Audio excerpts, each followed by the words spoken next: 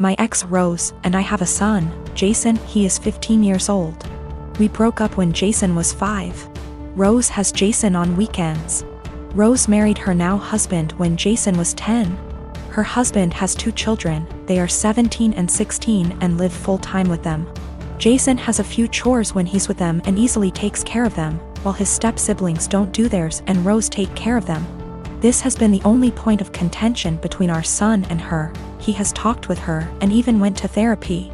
It was when Jason was 12 when we switched days. We stayed like that for a year and a half, but since things never really got better, we went back to our initial agreement. The situation is still the same, and a year ago Jason came to me complaining about it. I had run out of things to say to him when it comes to this subject, so I threw almost the same pep talk my old man said to me when I was about the same age as him. I told him that I understand that it sucks. While they can't do anything, you can do everything. You can cook, clean, do well in school, drive, handle your own money, and you even know how to handle the bills, and I'm not counting the things you've learned from your grandparents and your uncle. I can send you to live alone right now like my old man did with me, an inside joke. And I wouldn't worry, because even if you don't know how to do them, you take the time to learn. You are already ahead of many kids your age, even ahead of some adults. Do your part, and as long as she doesn't make you do their chores, let your mother take care of it. Just focus on spending time with her the way you've been doing so far. The world is going to hit your step-siblings hard one day. Jason took it well, and things have been going well until yesterday. He went out with his mother, and when they returned, they found their house a complete mess. I don't know what they did, but it was bad enough that Rose snapped and finally forced them to clean the house. The kids tried to get Jason to help them because they were struggling, but he refused, claiming it wasn't his mess. They kept nagging him, and Jason told them that I was right. They are really useless. His mother asked him if I really said that. He said I didn't, but it can be summed like that. He called me at night telling me that he probably got me in trouble and explained the situation. Rose with her husband came today about what I said. I told them that I never called them useless and explained what I said. But useless never leave their minds, and told me I'm an asshole and to stay out of their business. Rose and her husband comments were more about her kids, who I don't care, but when it comes to my son, of course I will. Jason wasn't standing there looking smug and calling them useless. He was in his room minding his business. The constant nagging and his mother's inability to stop them make him snap. That's when he called them useless. He knows he should ignore them or be more tactful, but I get it. His patience has limits just like everyone else. He apologized to his step-siblings before he came back to my house yesterday. He also apologized to me for kinda throwing me under the bus, but I told him it was unnecessary, everything cool between us. Why did he keep going to his mother? He wanted. Last year he was on the fence about going back, but after our talk, he finally accepted that his mother wasn't going to change, and he decided to work around that because he still wanted a relationship with her.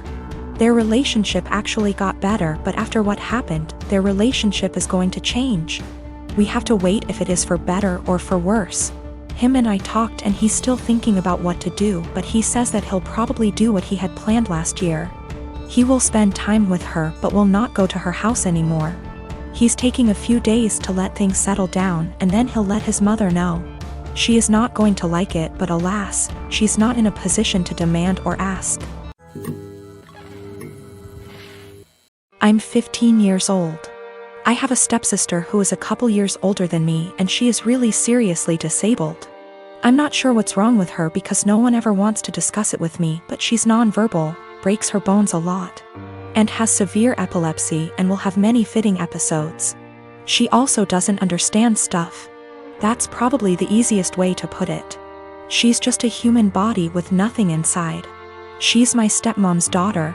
My stepmom married my dad 3 years ago, and they dated only for a year before that. I don't know my stepmom very well, and I don't really get on with her. We are respectful to each other, but I'm basically living with strangers because she's so busy with her daughter and my dad. I am always on my own, and I used to hate it, but I'm used to it now. Ever since they moved in to live with us, life changed drastically for me because all the care now revolves around my stepsister. That's fine, I get it. But both my stepmom and my dad ask me to do things for my stepsister that I don't want to do and I resent doing. Stuff like staying home when I want to go to the mall with my friends. They're disappointed that I don't get her anything for her birthday with my very limited funds, etc. My own mom passed away when I was small, so I can't go and stay anywhere else, and all in all I'm just a lot more angry than I used to be, because they seem really disappointed whenever I say I don't want to do anything for her. Even stuff like feeding her, like, I don't want to sit there feeding her banana pudding and wiping her drool. I didn't ask for this. Anyway, she recently fell a few days ago and had a seizure for 8 minutes. She was taken to hospital and the doctors want to keep her in and look after her. I don't want to go and visit her. I remember seeing my mom in hospital before she died, and I just hate hospitals, and I sort of hate my stepsister, and I just don't want to go and visit someone who doesn't even know I'm there. My stepmom is really upset with me, and so is my dad. They haven't yelled at me or anything, but they are both being super cold towards me because I don't want to visit. My grandma, who lives in Canada, called me about the blue and told me it was okay. And I don't need to force myself to go to the hospital, so I'm assuming my dad has told her I'm refusing to go. He keeps pleading with me, but I keep telling him I'm not doing it. I told him hospitals remind me of mom, and he got even more upset and said my stepsister might die and I need to stop being so selfish towards my stepmom. Background about my sister. 2 years ago, my sister was killed in a car accident. She was riding with a friend to the mall, the friend's parent was driving, and teenage boy plowed through a red light while texting on his phone and hit the car my sister, Carrie, was in. Carrie was killed instantly, and her friend, June, was in a coma for 3 weeks before her parents took her off life support. When Carrie passed, I was devastated and angry and just not in a good place. Carrie and I had been extremely close.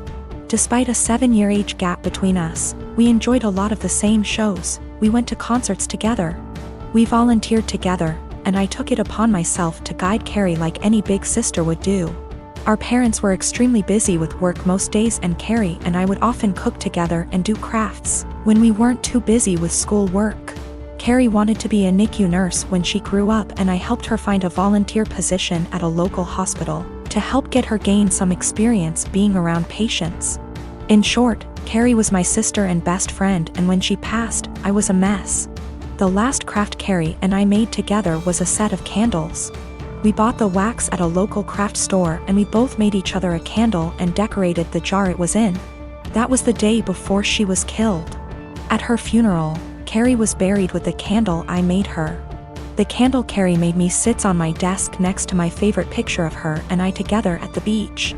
Or it did, until last week. Background about my boyfriend. I met my boyfriend about 1.5 years ago, about 6 months after Carrie passed. I wasn't looking for a relationship, I was still grieving my sister's death. But Eugene came along, and it was love at first sight.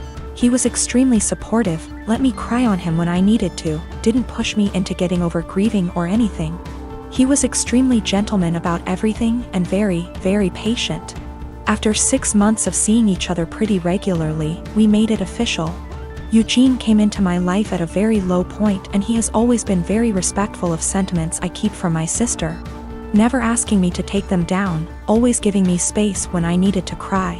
Eugene, along with most, if not all, of my friends and family know about Carrie's candle. There was a point after she died where I would take the candle with me everywhere out of fear that someone might light it, or steal it. Or who knows what. The point is, that candle was and still is a very important part of my life and something that my sister made for me and me alone.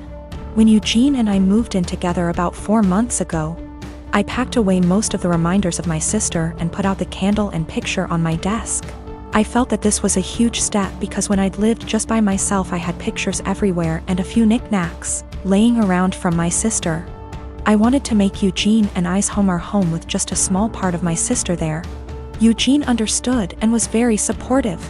Last week, we had a massive winter storm that knocked out power. We didn't have power for 3+ days. The power was knocked out at Eugene and I's house while I was at work, which did not lose power.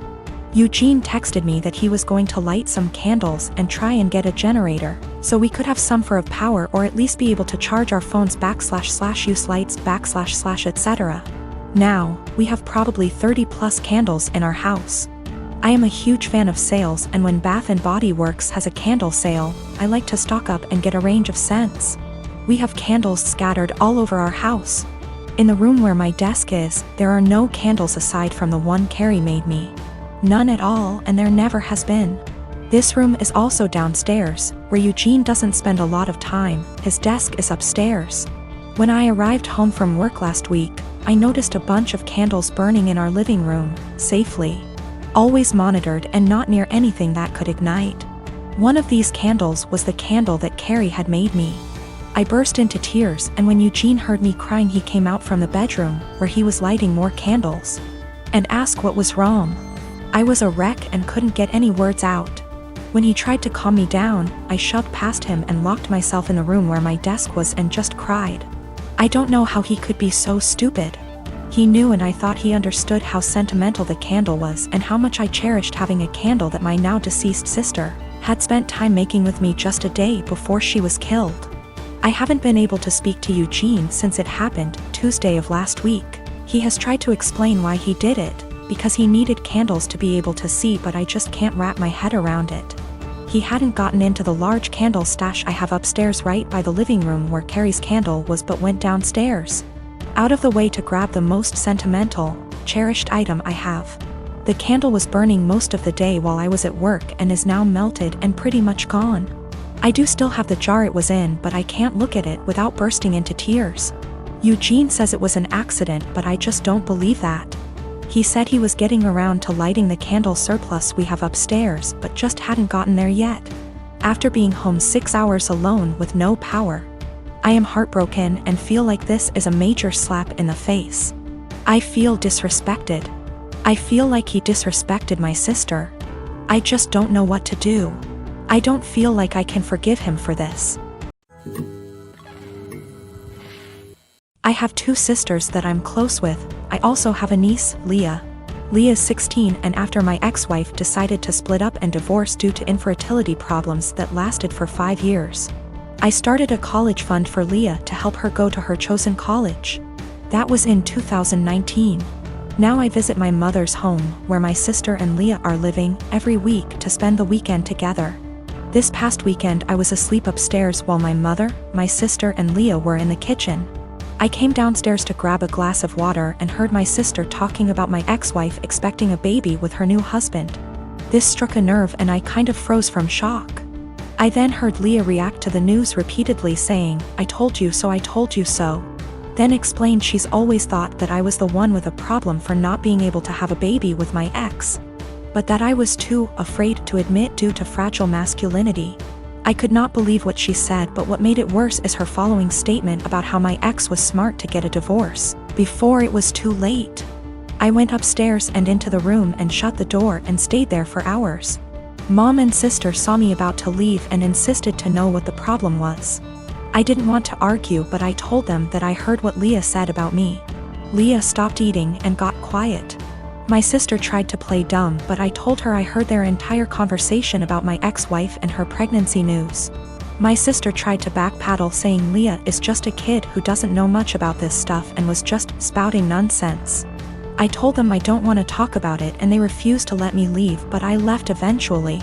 I later sent my sister a text telling her about how hurt and devastated I was because of what Leah said, and told her I will no longer be responsible for funding her education.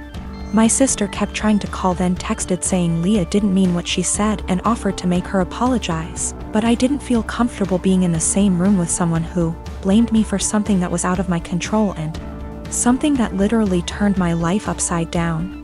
My mother tried to get me to come over so we could talk, saying Leah doesn't deserve me turning my back on her like that. I haven't seen my sister nor Leah after what happened, but they are still trying to contact me, which means there's still a room for a discussion, and so I've decided to go see them tomorrow. Sit down together and have a long conversation. But this, I admit that I was mad when I told my sister about the college fund cancellation. I love Leah so much and see her as my own daughter. Unfortunately, her dad, my brother-in-law, is deceased, and so I understand losing a parent at a young age and relate to the kind of hurt she carries inside. Lost my father in an accident when I was 11, and I think that sitting down and talking things out is the best option before I make any decision.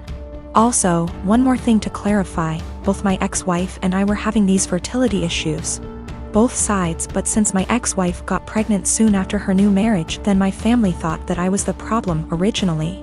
It is what it is, and I'm learning to not words get in my head so easily. I'm not mad at anyone, I'm just trying to move on with my life like anybody else.